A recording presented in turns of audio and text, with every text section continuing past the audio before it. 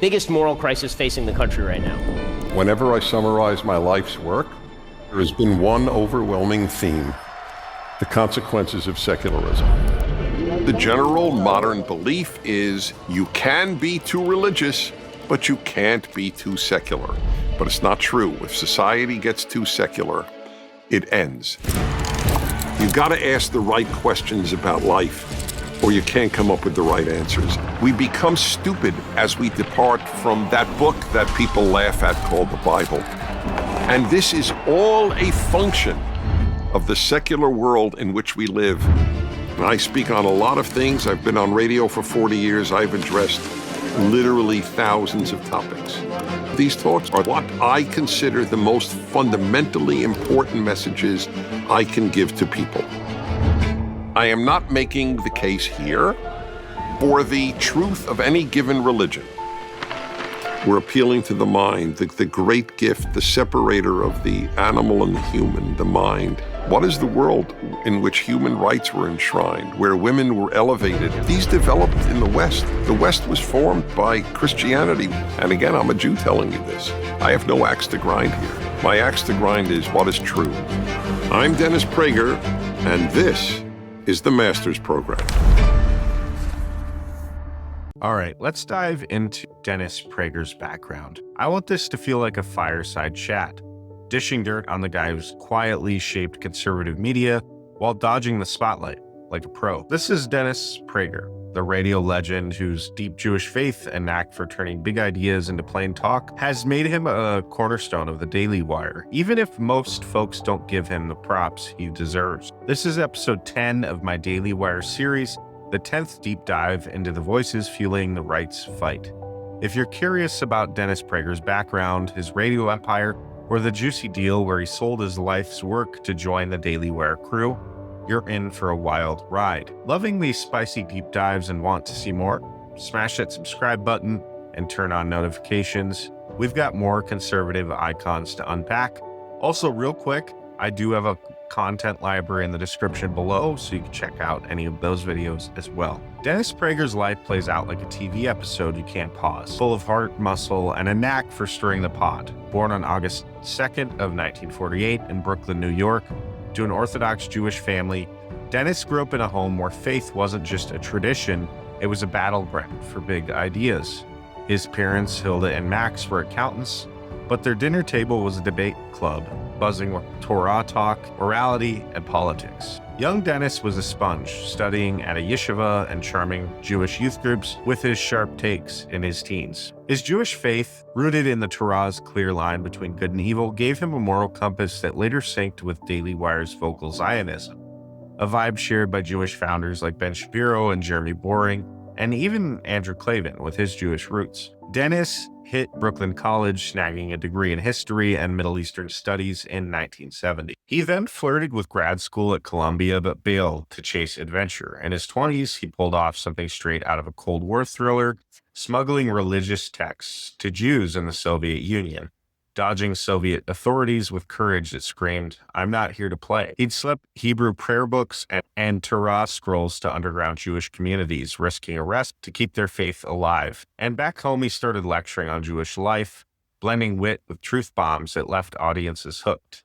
His early gigs at Jewish community centers weren't just talks, they were performances, mixing humor with hard-hitting takes on why faith and freedom matter. His big break came in 1982, with Religion on the Line on KABC in Los Angeles. It wasn't preachy. Dennis sparred with callers, atheists, Christians, Jews, making faith, morality, and politics feel like a chat at a dive bar. His Jewish lens, emphasizing biblical values like family, accountability, and truth, resonated with listeners sick of moral mush.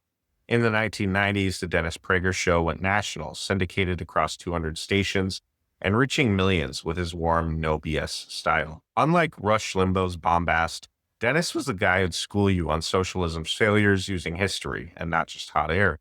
He'd weave stories from the Talmud or American founding fathers, making complex ideas feel like common sense. In 1999, Dennis co-founded PragerU with Marissa Straight, a nonprofit dropping 5-minute videos explaining conservative ideas like why free market beats socialism, or how Israel defends democracy. And these clips were gold, racking up over 5 billion views by 2020, especially with Gen Z. His Jewish faith-fueled PragerU's pro-Israel stance, with videos like Why Israel Matters, tying America's strength to Israel's grit. A thread that runs through Daily Wire's Zionism, amplified by Ben Shapiro and Boring's shared Jewish identity and Klavan's cultural roots. Dennis's faith wasn't just talk, it shaped his defense of Judeo-Christian values, arguing that without them, the West crumbles. But here's where it gets juicy.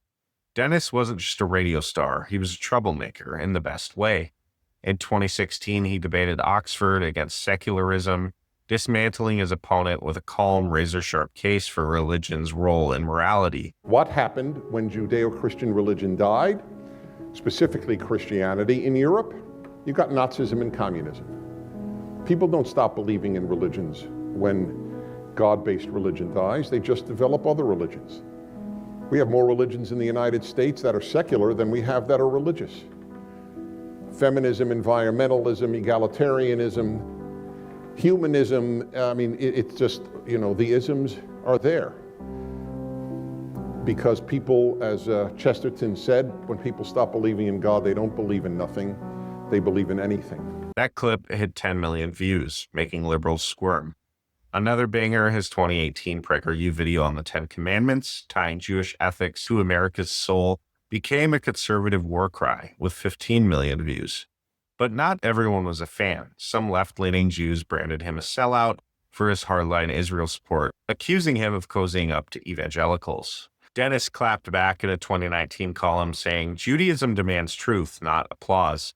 Israel's survival is non-negotiable." That fire made him a lightning rod, but it drew a loyal following who saw him as a voice for the everyman. Dennis's empire grew, but he stayed grounded. His books like Happiness is a Serious Problem and Think a Second Time broke down big ideas, marriage, freedom, God, into stories that stuck like glue. He'd share anecdotes like how his yeshiva teacher taught him that happiness is a moral obligation, tying it to his Jewish belief that despair dishonors God's gifts. His radio show pulled in 8 million weekly listeners, and he often would weave personal stories like his love for cigars, classical music, or his quirky obsession with collecting antique typewriters to make listeners feel like friends. But the real plot twist came in 2021 when Dennis sold PragerU's content to the Daily Wire, joining Shapiro, Boring, and Klavan in a deal that was rumored to be worth millions. He played it cool, saying it's about the mission, not the money, but insiders whispered it was a power move to scale his reach. At the Daily Wire, Dennis brought his radio show, now a podcast with 1.5 million monthly downloads, and launched the Dennis Prager Fireside Chats, diving into faith, free speech, and spicy takes on woke culture's meltdown. His Jewish identity strengthens Daily Wire's Zionism, seen in their fierce defense of Israel's right to exist, and call-outs of media anti-Semitism. While Shapiro's the pit bull, hammering opponents with facts, Dennis is the wise elder, using stories to make truth stick. One viral moment, his 2022 chat on cancel culture, where he roasted universities for censoring ideas while pretending to teach them, hit 2 million views. His faith ties into Daily Wire's broader mission: Shapiro's Orthodox Judaism, Boring's Jewish heritage, and Klavan's Jewish roots all fuel a shared commitment to defending Israel and Western values against what they see as a moral decay. Dennis's contributions are massive, quiet. His show and PragerU's videos shape millions, yet he shuns the celebrity trap. In a 2022 interview, he quipped, "I'm not here to be a star, I'm here to wake people up." From smuggling texts in the USSR to building PragerU and joining Daily Wire, Dennis Prager's life is a masterclass in fighting for truth with faith and facts. But how did he help steer the Daily Wire's rise? That's a chapter we'll unpack at a later time. What's your take on Dennis's quiet fire? Drop a comment, hit like if this lit a spark, and subscribe if you want to see more episodes in this series. We've got plenty more heat coming. Also, let me know in the comments what state you're checking in from. I'm trying to see if I can get fans in all 50 states. I'll catch you next time.